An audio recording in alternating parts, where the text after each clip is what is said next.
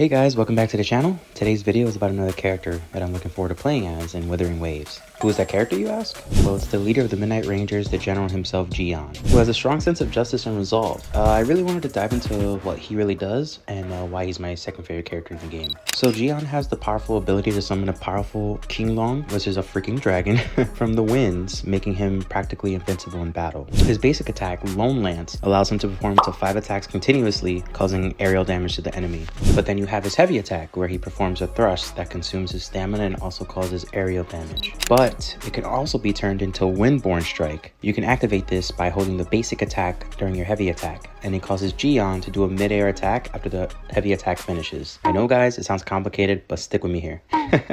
So now we have Abyssal Slash. You can use this by releasing the basic attack during the heavy attack, and the Abyssal Slash will proc after the heavy attack finishes, causing, you guessed it, aerial damage. I know his abilities sound complicated, but in practice, it won't be that bad. So for his mid-air attack, this allows him to make a plunging attack from the air and stab his spear into the ground, causing aerial damage. You can perform an additional attack by using the basic attack. While he's in mid-air, after using Windborne Strike, or by using his Renaissance skill, which we'll talk about in a second, he can perform a mid-air attack.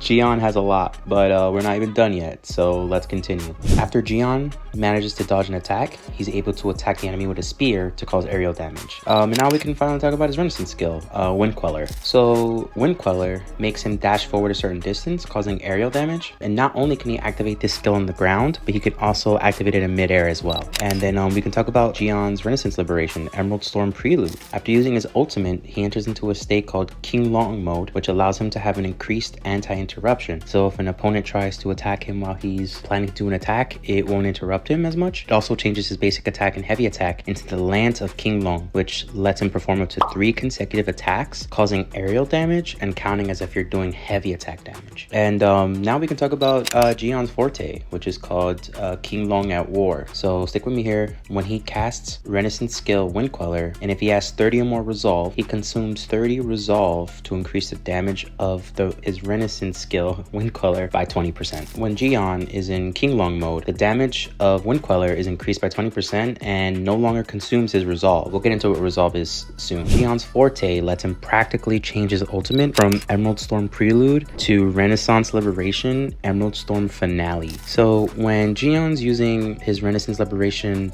Emerald Storm Prelude, and if he has 30 resolve or more, he'll consume 30 of that resolve to use Emerald Storm Finale, dealing aerial damage considered as heavy attack damage. Emerald Storm Finale can also be used in midair. And we can finally talk about resolve. So Jiyan can hold up to 60 resolve, and he gains resolve by using his normal attack Lone Lance to damage the enemy. He also gains resolve when the intro skill Tactical Strike hits the target. We'll also get into what this is when we talk about his switch skills. The downside of resolve is if Jiyan doesn't hit an enemy within seconds, his resolve will start to decrease. So now we'll get into his passive skills. Heavily Balanced is one of his passive skills. After using Tactical Strike, Jiyan's attack increases by 10% for 10 seconds. And then we move on to Tempest Taming, or when he attacks an enemy, his crit damage goes up by 12% for 8 seconds. And then we finally get to his switch skills. You have Intro Tactical Strike. You have been seeing this ability pop up a lot in his skills. Basically what it does is it pierces the target in midair, dealing deep damage. And his outro skill, Discipline. So when the next character's heavy attack hits a target, Jiyan summons King Long to launch a united attack, which will deal aerial damage equal to 313.40% of Jiyan's attack. This attack lasts for 8 seconds and can be triggered once every second up to 2 times.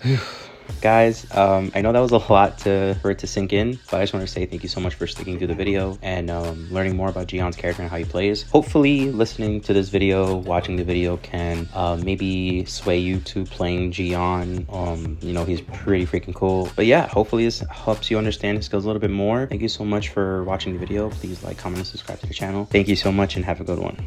Bye bye.